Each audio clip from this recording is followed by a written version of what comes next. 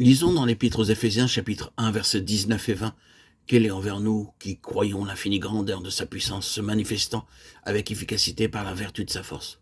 Il l'a déployé en Christ, en le ressuscitant des morts, et en le faisant asseoir à sa droite dans les lieux célestes.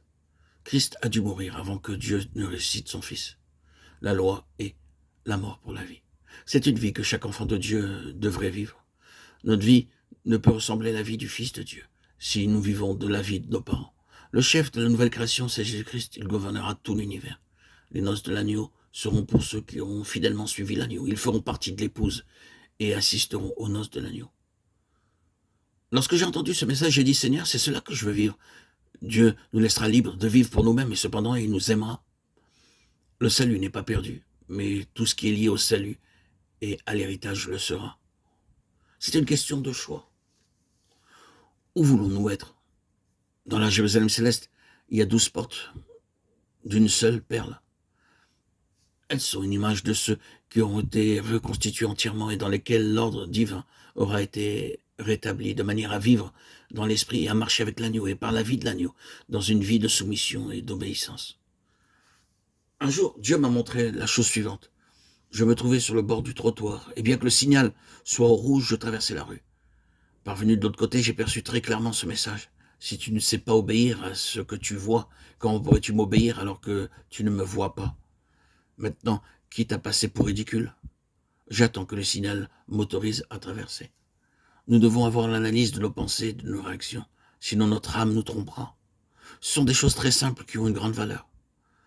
Nous nous connaissons mal et pouvons avoir une haute opinion de nous-mêmes. Cependant, aux yeux de Dieu, nous ne sommes rien du tout. Taylor disait, si Christ n'est pas le Seigneur de tout, il est le Seigneur de rien du tout.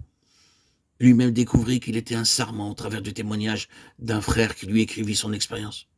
Ce fut pour lui un trait de lumière. Nous lisons bien Jean 15, mais le vivons-nous vraiment? Nous quittons la position et ainsi nous demeurons toujours dans les mêmes problèmes.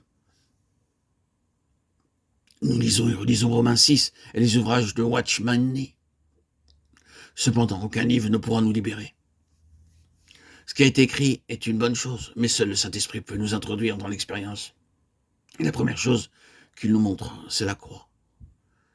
Le Saint-Esprit nous dira, si tu veux ressembler à l'agneau et avoir part au dessein de Dieu, que vas-tu faire alors que tu es placé devant la croix? Ce sont les réflexions que nous pouvons avoir dans nos pensées, car le Saint-Esprit a un langage direct, mais nous essayons d'en détourner le sens. L'homme est menteur et utilise son quotient intellectuel pour tromper les autres en rédigeant des documents auxquels nous ne comprenons rien ou par lesquels nous ne savons pas ce qu'ils veulent dire. Ce n'est pas honorable pour l'homme. Nous n'avons aucune vérité en nous-mêmes, car nous ne sommes qu'un mensonge. Satan a fait de nous des menteurs. C'est le produit de la chute.